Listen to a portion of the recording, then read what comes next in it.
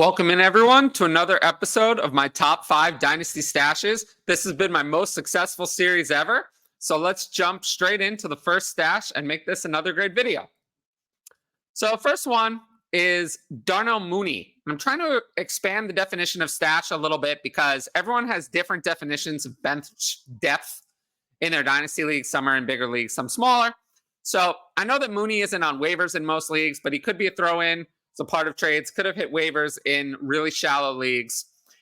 I know he has the opportunity to gain value over the offseason because he's going to be an unrestricted free agent. He hasn't done much over the last 2 years. In 2021, he was great. 81 catches for 1,055 yards and 4 touchdowns on 140 targets. Unfortunately, he's kind of been pulled down in the Justin Fields vortex. Fell to 41.1 yards a game in 2022 and then 27.6 this year. So really hasn't done anything this year. Right now, he's in concussion protocol, so he's probably not even going to play this week. But he just turned 26 years old in October. We know that wide receivers are a hot commodity in the NFL. There are going to be teams that are interested in him in free agency. You don't magically have 1,000 yards and 81 receptions in the NFL. If you're bad, you don't have those numbers if you're bad. So he's definitely going to find a better spot in free agency because there is no worse spot than this. Justin Fields throws for no passing volume. DJ Moore is the only receiver he has eyes for outside of a little bit of Cole Kmet. This is the worst spot possible. So it cannot be worse. His DLF ADP is wide receiver 84.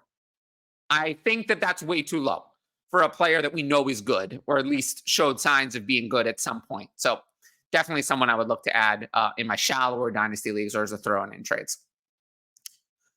Next one, Jameis Winston. Now, I know he hasn't done much since being benched for Andy Dalton in 2022, but we know that he can put up fantasy numbers. In his last full season as a starter, he had 5,109 yards and 33 touchdowns. I don't think he forgot how to throw the ball or forgot how to throw downfield. Plus, we know that he has a relationship with Sean Payton, who, after you check out my Russell Wilson video, he needs a quarterback now in Denver. Winston is an unrestricted free agent this offseason. Typically, quarterbacks who we know can produce for fantasy, like Winston, but aren't currently starters, are the best stash candidates in Superflex Dynasty leagues. He should be rostered in every single Superflex Dynasty league. He should not be on waivers. I have seen it before. Not in most, but in some, especially shallower leagues. He's available at quarterback 41, 231st overall in DLF's latest Superflex ADP. I have him about 30 spots higher in my Superflex ranking. So, yeah, he's a value to me, and definitely someone, if somehow he is on waivers, I would add. And again, throwing in trades. That's sometimes how you have to go with these stashes. You throw them in trades. You are looking to trade for someone else. You sneak them in on the back end. Next one. Now, this is a player who could actually be on waivers. His ADP says that he is. I've seen him on waivers a lot. Noah Gray. And it's important to note what kind of stash Noah Gray really is. He's a value stash. It's different. Like, I do think there's a universe where Darnell Mooney or especially Jameis Winston could go somewhere and you could actually start them. You could start them in situations. Noah Gray, I don't think that's going to be the case. For me, he's a value stash. I don't really believe in the talent of Noah Gray. Like, I haven't seen anything from Noah Gray that makes me think Noah Gray is like this great player. But for Dynasty, that's not the point. The point is to accumulate value. And we know that Travis Kelce might be on the verge of retirement. Gray hasn't done much, but he's at least earned some playing time behind Kelce. He's played a 52% snap share in both of the last 2 seasons. So he's been out there. The coaching staff trusts him in the offense. He hasn't done much, but he's had about 17 to 19 yards a game, little under 2 receptions a game over the last 2 years. So he's done something. It's not like he's a total zero. Of course, I'm not saying that Gray is Kelce. Believe me, he's not and never will be. He's not Kelce. But he's someone who could gain a lot of value. He's barely ranked in DLF's ADP. He's tight end 43. He has an opportunity to gain value, and then you could flip him. You could pick him off waivers now, and then if Kelce retires, he could be worth a third-round pick, but that would be a third-round pick you got for nothing. So I would suggest adding Noah Gray to the back of your Dynasty roster. Next one, Chris Rodriguez. Yeah, so he's rostered in most leagues because he was somewhat intriguing in this year's rookie process. But, you know, people didn't believe in Brian Robinson and Antonio Gibson, so they wanted to take a shot on Rodriguez in the rookie process. Over the beginning of the season, he didn't really see any playing time, but after Robinson got hurt in week 13, he's had 27 carries for 122 yards and 2 touchdowns over the last 3 games. Last week, 10 carries for 58 yards and 2 touchdowns, season high 39% snap share. Now, I'm not saying that that's amazing. It's certainly not. But it's probably going to go entirely forgotten that he was involved at all because the Commanders just put him on IR with an ankle injury. So he's not going to be remembered. I think that Rodriguez has a chance to challenge for touches behind Brian Robinson next year. Antonio Gibson's not going to be retained in free agency. And he should remain on the back of dynasty rosters throughout the offseason. These young RBs, running backs, are always the best stash candidates because they can gain a lot of value really quickly. Someone like Kyron Williams, who did nothing as a rookie, then suddenly gained a lot of value. It sometimes just takes one injury or one underperforming running back in front of them to open up playing time for the next guy up. And Rodriguez is kind of on that list. Someone that I think is a fine player. And if he gets an opportunity to play, could have fantasy value. So, it's someone I would have on the back of my dynasty roster for sure. And then the last one, KJ Osborn. To me, KJ Osborn is kind of the slightly worse version of Mooney, who we talked about earlier, in the same vein. He's had 3 little different. He's had 3 very consistently okay seasons, producing when other players got hurt, but not really doing much when all the weapons are healthy. He's averaged, and this blew my mind, 38.5, 38.2, and 37.9 yards a game over the last 3 years. So within a 0.6 yards per game over the last 3 years. That's a massive sample size, very consistent. Of course, this past week, and why we're talking about him, he had 5 catches for 95 yards and a touchdown on 7 targets because Jordan Addison and TJ Hawkinson left the game with injuries. Before this game, he had done nothing for 5 weeks. But over the last, 3 years, he's had 156 catches and 1,836 yards with 15 touchdowns over the last 3 years, like I said. Just a bench, fill-in player would not produce those kind of numbers over a consistent time. So, he's definitely someone who is a top, a starter in our 11 personnel world that we're in today. He's probably someone who's going to get overpaid in the free agent market, especially since he only turns 27 in June. An acquiring team would be able to pay him for age 27, age 28 seasons and then move on before he declines. Again, I'm not saying he's a world beater or the best player in the world, but we've seen him have fantasy relevance. His ADP price is wide receiver 92 at DLF. He's worth more than that. He's worth more than that, even if it's only for the bump when he signs in free agency. He signs in free agency and you can get a couple of thirds for him. I would be happy to move on because I think he's just a guy. But I do think he's still going to be relevant in the NFL next year, which means that he's worth more than that price tag. Now, if you like the video so far, make sure to like, comment, and subscribe to the channel. That always helps support me and the channel and gets more eyes on these videos. Additionally, we're going to head into some Patreon questions. So patreon.com/fantasy advice. The link is in the top right, which I never seem to be able to point to, top right corner of the video, patreon.com/fantasy advice.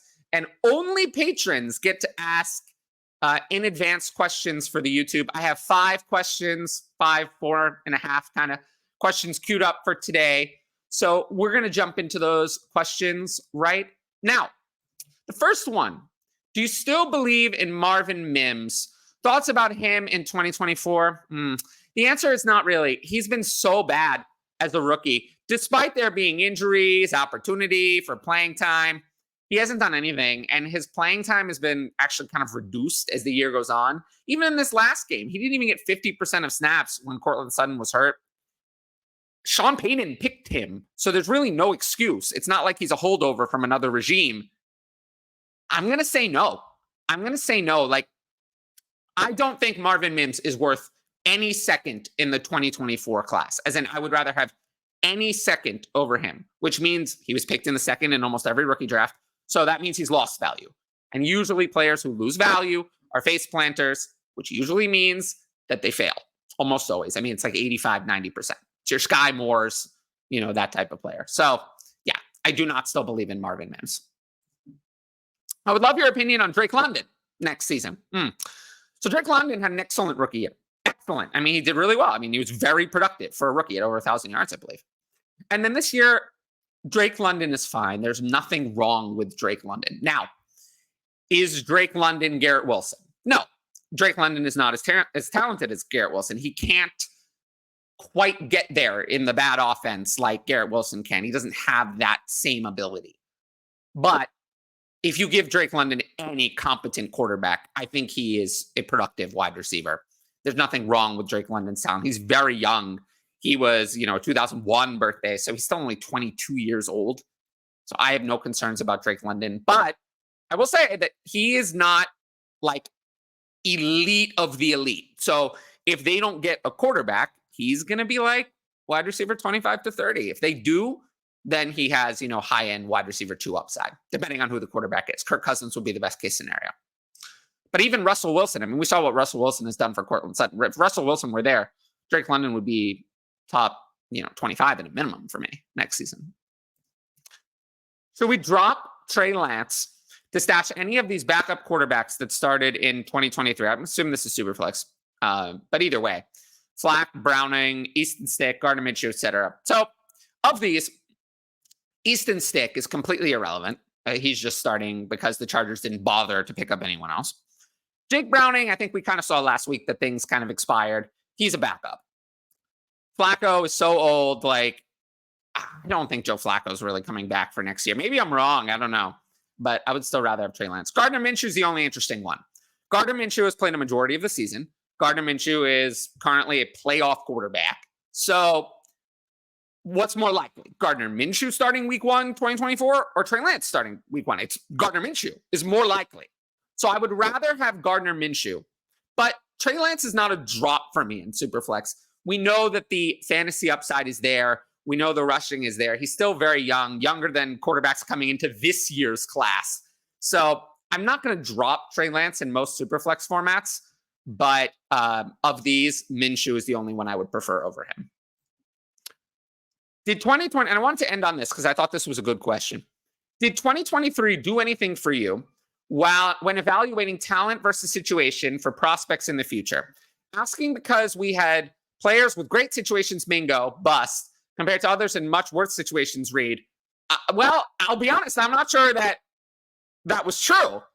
But Jordan Love ended up being a much better player than Bryce Young this year. So Reed actually was in the better situation, as it turns out.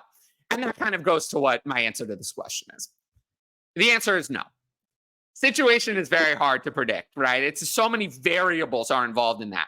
What's easier to predict is how good you think an individual player is. That's easier. That's easier to predict. There are less confounding variables with that. So the answer to the question is no. I'm going to be I thought Marvin Mims was the best of these, wide receivers in that kind of value range. Mingo, Reed. I thought Mims was the best, and maybe I was wrong about that, but I got the talent wrong. So yeah, my answer is we're still trying to evaluate the talent. At the end of the day, the most talented of those kind of receivers ended up being Jaden Reed. And he's been the one who succeeded, but it was a talent situation, a talent kind of evaluation over anything but situation specifically. So yes, in this year's rookie draft, I'll still be looking at talent and draft capital as the main things that I'm looking at. And situation is a distant third behind those two. So I appreciate everyone for watching this video. You've made it my most successful series that I've ever done. And I really enjoy doing it and recording these. And we're going to keep doing it throughout the off season. And of course, make sure to like, comment, and subscribe. It's the best way to support the channel. Support the Patreon at patreon.com/fantasyadvice. We're going to have rookie ranks up there sometime in January. So make sure to look for that. And as always, I will see you all later. Peace out.